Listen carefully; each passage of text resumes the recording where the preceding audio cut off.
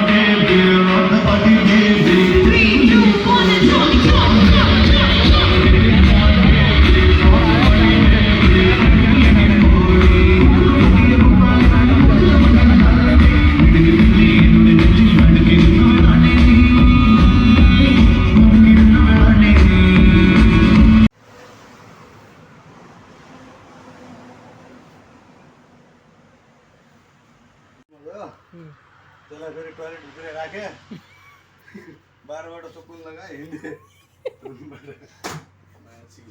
पछि फोन गरेर त्यही भएर सेटले राम्रो बनाएको थियो कि मलाई। सेटले राम्रो बनायो के गर्नु।